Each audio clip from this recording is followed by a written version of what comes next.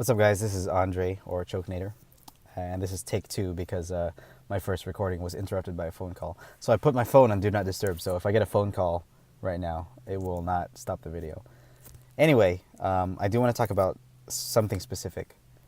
You guys know, especially those of you who follow my stream and follow my Discord, you guys know that it has been very difficult for me lately.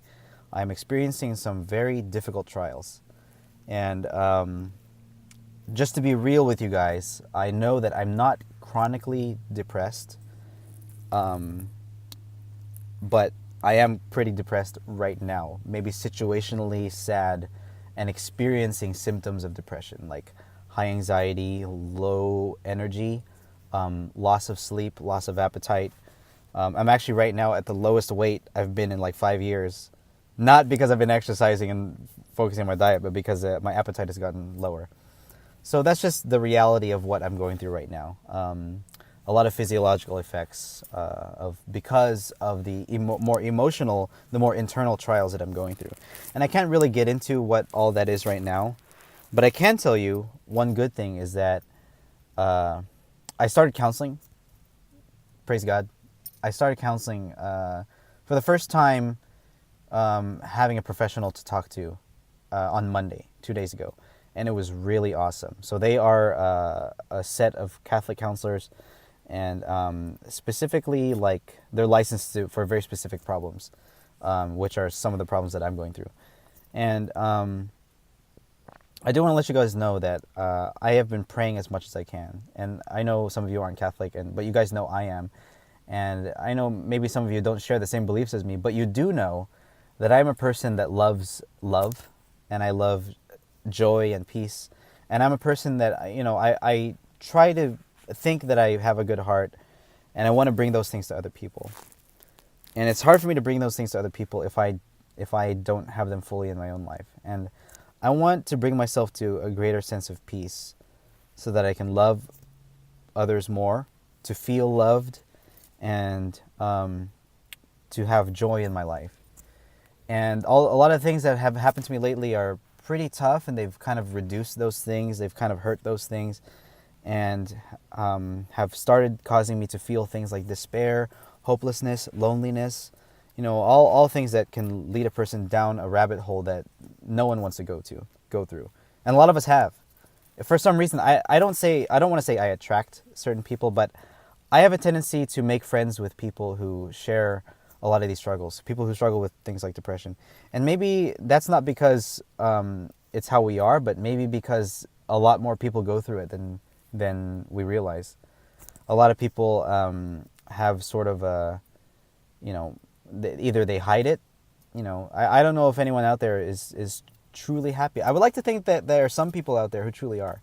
And I want to be drawn to them. But I don't know who they are. I don't know who those people are, if there are people who are just truly happy and content with their lives. And I want some of what they're having. But for me, I know that one solution for me as a Catholic is that I need to pray and participate in the sacraments and be holy and try to deny myself of instant gratification, to delay gratification for the long run.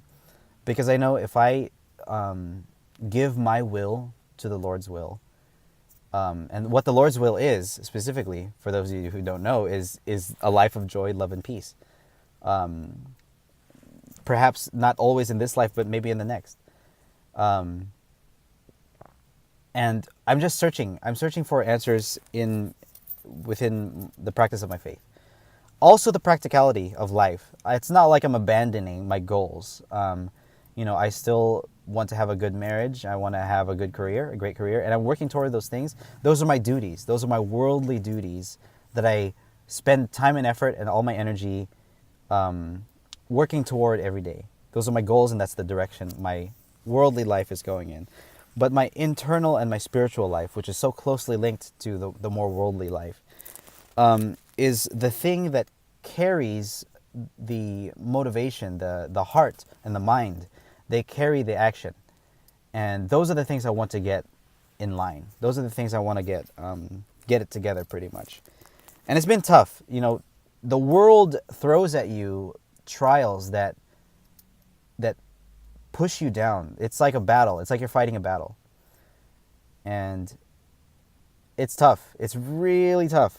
And a lot of people lose. That's the scary part. A lot of people lose the battle. And you guys know in your own life what those battles are. And a lot of you have small victories and small losses every day. We have those every day. I'm very competitive. And I'm a person who wants to win. But what's very interesting about my faith right now is that winning means surrendering. It means surrendering my command and my will to control my life to the one who I believe in, for the Lord to take over as commander. You know, people joke around and say, Jesus, take the wheel. That's exactly what I need right now. Because I trust that there is a will above mine. I trust that there is a Lord above me. And I don't, you guys know I don't really talk about this on YouTube very often. Maybe every now and then. But now I want to be a lot more open about it. And I hope you guys are okay with that. I believe that there is something greater. And that will lead me toward a better life. And not just a better life, but a life that's fully activated. A life where my potential as a human being will reach things that I have never dreamed of. And there was a time in my life in 2012, 2013 where I was doing a lot better. But during those times, I was in full surrender mode. I was not even thinking about my own will. I recently went to a priest who gave me confession, or gave me the sacrament of confession. And one of the pieces of advice he told me in the confessional was to destroy your will. And a lot of you might think maybe that's not the most healthy advice, but for me, it spoke to my heart because I have become such a control freak in the past couple of years, pursuing my career and my marriage specifically. I've become a control freak. I want everything to be, the way I want it to. But that's not how the world works. There are times where we do have to surrender control. Not because we can't control what we do and say every day, because we can, but when the world happens to us, in whatever way, shape, or form that takes, we need to accept it. Accept that is the reality. That whatever happened in the past, whether it was traumatizing, whether it was not what you wanted, it's the past that we need to accept, is what I'm saying, I think. That when the world does something, maybe it's not what God wanted, maybe it's not what you wanted, maybe it's not what you intended, not something you hoped for, but to accept that it happened, to accept that the Lord allowed this is a great mystery. I've been reflecting on the Felix Culpa, the Happy Fault. Audrey Assad has a whole album about it, Catholic musician. She has a whole album talking about, Oh Happy Fault. A lot of songs about it. Happy Fault, which means basically the problem of evil. The problem of evil is the people asking the question, why does God allow good things to happen to bad people? And the Happy Fault, the Felix Culpa, is first of all my namesake, because my last name is Felix, so it's one of the things that I feel is connected to me, and I'm really reflecting on it. But basically what it is it's the mystery that for some reason the Lord believed, the Lord made it so that we could be at fault, and that is a better plan for us than not. It doesn't answer the problem of evil. The problem of evil doesn't give a solid justification of why God allows sin and darkness to be in the world. In fact, it makes him seem cruel. But reflecting on the Happy Fault as a Catholic and accepting it, it's the mystery that I understand and I accept that the Lord decided that was okay to allow,